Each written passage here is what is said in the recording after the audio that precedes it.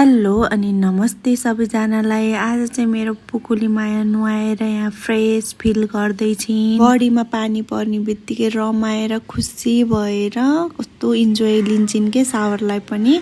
अनि कहिले पनि रुदिनिन् के नुहाउने बेला त। यस्तो भएपछि चाहिँ नुहाइदिन नि सजिलो हुन्छ।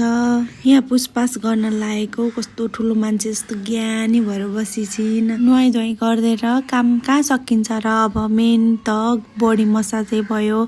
मैले चाहिँ यहाँ कोकोनट ओइल लिएर मेरो पुकुली मायालाई बडी मसाज गरिदिन लागे। अनि यो गर्मी सुरु भए सँगसँगै मैले तोरीको तेललाई चाहिँ फुल्ली स्किप गरेर कोकोनट ओइल नै युज गरेको छु। त्यसले गर्दा चाहिँ मेरो पुकुली मायालाई दिनभरि फ्रेस फिल पनि गराउँछ अनि इरिटेसनको कुनै टेन्सन पनि भएन।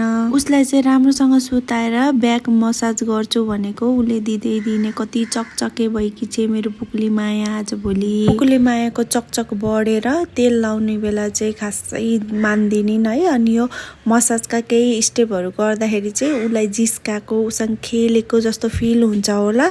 रमाएर हाँसेर पर्छिन्। अनि आजभोलि चाहिँ उसलाई खेलाउन उसँग बोल्न यति जिस्किन यति रमाइलो हुन्छ नि। टाइम बितेको थाहै हुँदैन। मसाज सकिसकेपछि आमा छोरीको एकछिन पनि यहाँ डान्स सुरु हुन्छ कि डान्स गर्न सिकाउनु परेन त मेरो पुकुली मायालाई पनि। बडीमा तेल लगाइसकेपछि बल्ल मैले कपडा सपडा लगाएर अनि बल्ल हेयर मसाज गरिदिन्छु के यो कोकोनट ओइलले नै। अनि कपाललाई कस्तो नरम सफ्ट बनाउँछ कि त्यसै माथि मेरो पुकुली मायाको त कपाल पनि कस्तो सिल्की छ।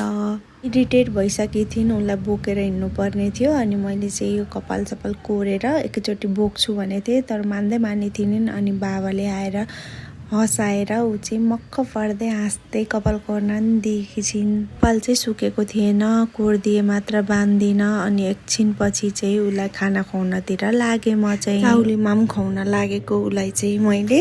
अनि एक टाइम मात्र खुवाउँछु नि त।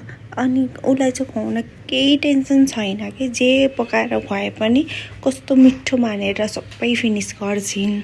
खाँदा चाहिँ उसलाई सुतेर खानु भएन रे, उठेर खानु पर्यो रे। अनि फेरि काखमा राखेर उसलाई खुवाइदिए। कसरी चाहिँ उनी ह्याप्पी हुँदै खाना खान्छन् भनेर त्यस्तै त गरिदिनु पर्यो। अनि खाना खुवाइसकेपछि एकछिन उसलाई बाहिर घुमाएँ। आज चाहिँ खासै राम्रोसँग घाम लागेको थिएन त्यही भएर मैले उसलाई बाहिर घुमाउँदैछु। हेर्नु न आकाश पनि कति राम्रो देखिएको छ।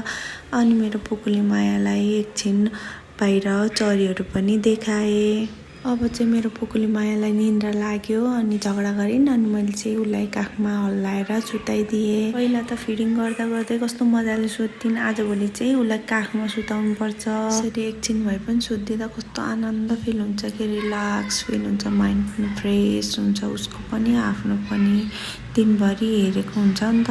जे भए पनि पालो हेर्नु पनि थाकिँदो रहेछ।